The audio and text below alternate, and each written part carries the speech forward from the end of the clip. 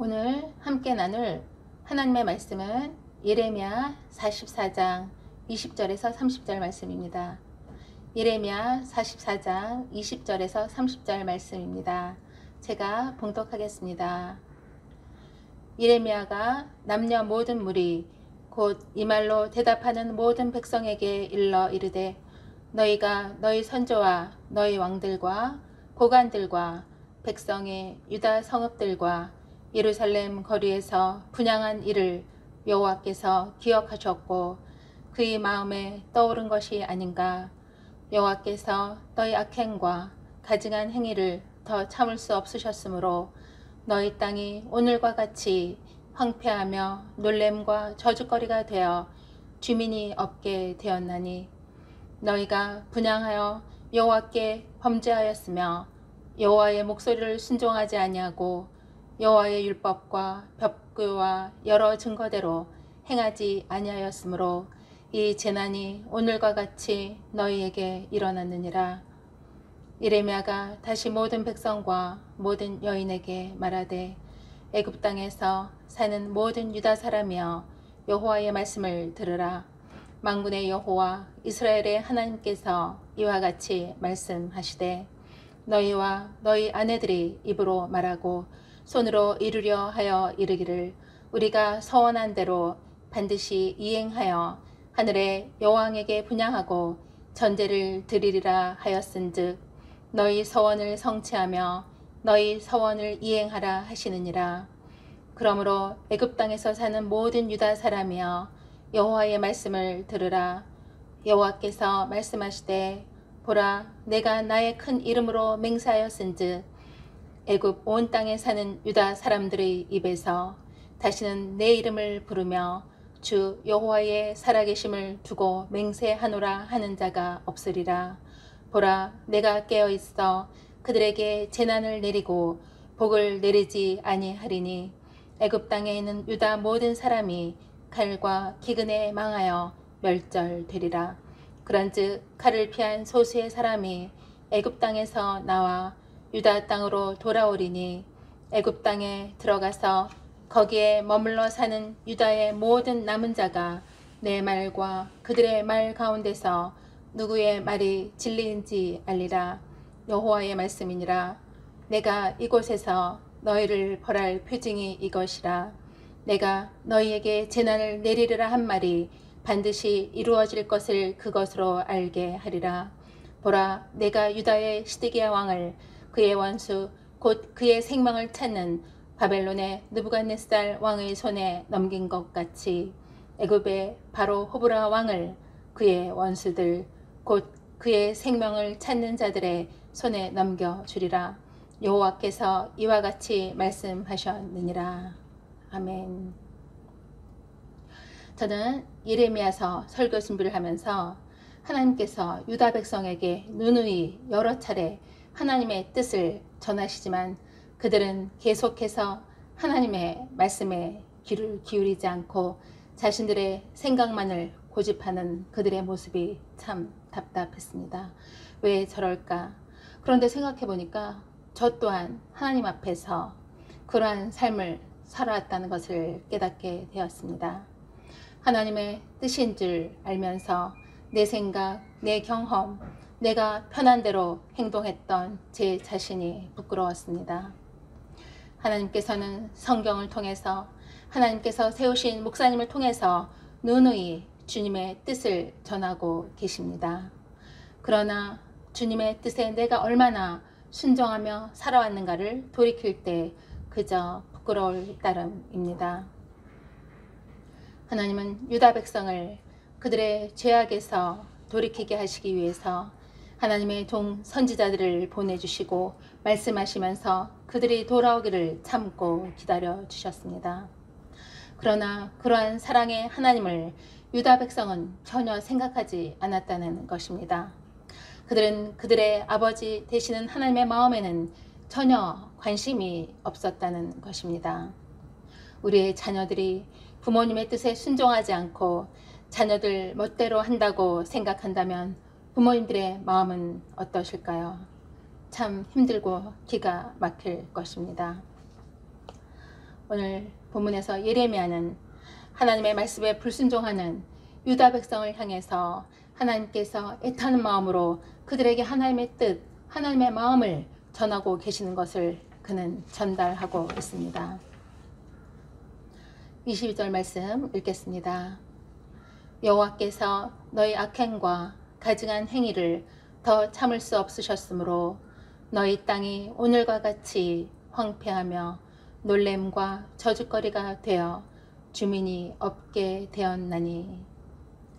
유다 백성의 불순종으로 인해서 그들에게 재난이 일어났습니다. 하나님은 사랑하는 자를 징계하십니다. 하나님은 그들에게 임하는 재앙을 통해서 그들이 회개하고 하나님께로 돌아오기를 간절히 원하신 것입니다. 그러나 유다 백성은 하나님을 떠나서 하늘의 여왕, 즉 우상을 숭배하겠다고 서원합니다. 하나님은 유일하신 창조주, 전지전능하신 하나님이십니다. 그분께만 예배하고 그분만을 찬양하는 것이 우리의 본분입니다. 우상을 숭배하겠다고 서원한 유다 백성을 향해서 하나님께서 그러면 너희 뜻대로 한번 해봐라 라고 말씀하십니다. 25절 말씀 읽겠습니다. 만군의 여호와 이스라엘의 하나님께서 이와 같이 말씀하시되 너희와 너희 아내들이 입으로 말하고 손으로 이루려 하여 이르기를 우리가 서원한 대로 반드시 이행하여 하늘의 여왕에게 분향하고 전제를 드리리라 하였은즉 너희 서원을 성취하며 너희 서원을 이행하라 하시느니라. 하나님은 말씀하십니다. 애굽에 내려간 유다 백성은 이제 다시는 하나님의 이름으로 서원하거나 또한 하나님의 이름을 부를 수 없다는 것입니다. 하나님이 우리의 아버지 되시는데 그 하나님이 우리의 아버지 되시는 것이 가장 큰 축복인데 이제는 그분의 이름을 부를 수 없다는 것이 얼마나 큰 불행입니까?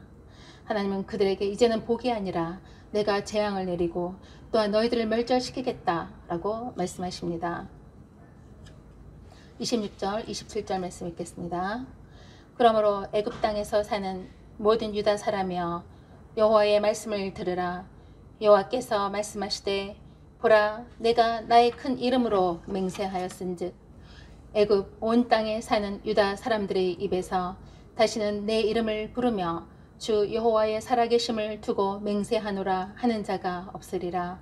보라 내가 깨어있어 그들에게 재난을 내리고 복을 내리지 아니하리니 애굽 땅에 있는 유다 모든 사람이 칼과 기근에 망하여 멸절되리라. 하나님은 택하신 백성을 사랑하시고 또한 축복하시기를 원하십니다. 그러나 그 축복은 순종을 전제로 한다는 것을 기억해야 합니다. 그러나 불순종하는 자에게는 그들의 대적이 되어서 그들을 친다고 그들을 멸절시키신다고 말씀합니다. 이사야 63장 10절은 이렇게 말씀합니다.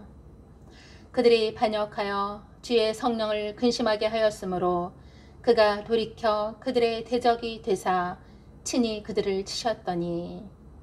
하나님의 말씀에 순종하는 자에게는 축복을, 불순종하는 자에게는 저주를 내리시는 것이 하나님의 공의입니다. 본문 28절을 보면 소수의 사람이 애굽 땅에서 나와서 유다 땅으로 돌아오게 될 것이다 라고 말씀합니다. 그리고 유다의 남은 자들이 누구의 말이 진실인지를 알게 될 것이다 라고 말씀합니다. 29절 30절은 이렇게 말씀합니다. 여호와의 말씀이니라. 내가 이곳에서 너희를 벌할 표징이 이것이라. 내가 너희에게 재난을 내리리라 한 말이 반드시 이루어질 것을 그것으로 알게 하리라. 보라 내가 유다의 시드기야 왕을 그의 원수 곧 그의 생명을 찾는 바벨론의 느부갓네살 왕의 손에 넘긴 것 같이 애굽의 바로 호브라 왕을 그의 원수들 곧 그의 생명을 찾는 자들의 손에 넘겨주리라. 여호와께서 이와 같이 말씀하셨느니라. 아멘. 실제로 바로의 호브라 왕은 당시 군대 장관이었던 아마시스를 통해서 BC 569년에 죽임을 당하게 됩니다. 그리고 군대 장관 아마시스가 왕권을 탈취하게 됩니다. 하나님의 경고의 말씀은 실제로 역사 속에서 이루어졌습니다. 하나님의 말씀은 그대로 성취된다는 것을 우리는 잊지 않아야 합니다.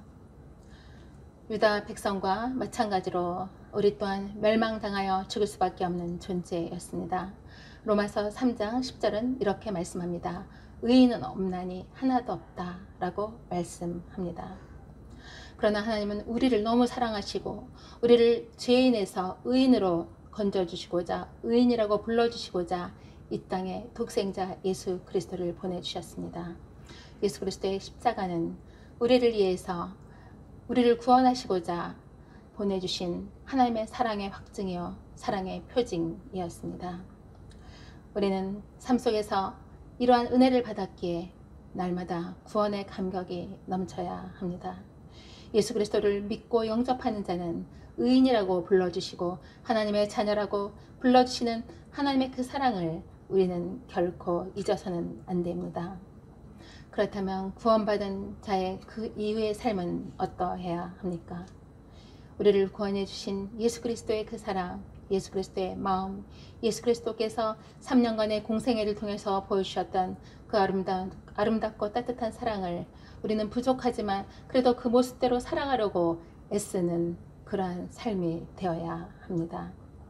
이제는 천국 백성이 되었으니까, 이제는 하나님의 자녀가 되었으니까, 이제는 구원받았으니까 아무렇게나 살아도 돼, 나는 구원받았잖아, 이렇게 생각하는 것이 아니라는 것입니다. 오히려 구원받은 그 이후의 삶은 거룩을 향한 성화의 삶을 살아가야 한다는 것입니다.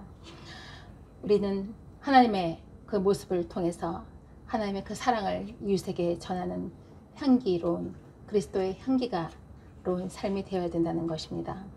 거룩은 능력입니다. 또한 지금도 죄악 중에서 헤매는 영혼들을 위해서 우리가 기도하며 예수님의 십자가의 사랑을 전해야 합니다. 이것이 값없이 구원받은 자가 해야 할 사명이며 본분입니다. 하나님의 말씀에 순종하며 충성되이 예수 그리스도의 제자로 나아가는 저와 사랑하는 성도님들의 삶이 되시기를 소망합니다. 아멘. 기도하시겠습니다. 할렐루야. 지금도 살아계셔서 저희들과 함께 해주시는 하나님을 찬양합니다. 허물과 죄로 인해서 죽을 수밖에 없는 저희들의 죄를 예수 그리스도의 십자가로 용서해 주시고 구원해 주시니 감사합니다. 구원받은 그 이후의 삶이 주님을 닮고자 했으며 거룩을 향하여 나아가게 하여 주시옵소서. 또한 복음의 빚진 자로서 예수 그리스도의 십자가를 가족과 이웃에게 전하게 하여 주시옵소서. 하나님의 말씀에 순종하는 자에게는 축복을, 불순종하는 자에게는 저주를 내리시는 것이 하나님의 공의임을 기억하며 주님의 말씀에 순종하는 저희들의 삶이 되게 하여 주시옵소서. 예수 그리스도의 이름으로 감사하며 기도드려옵나이다. 아멘.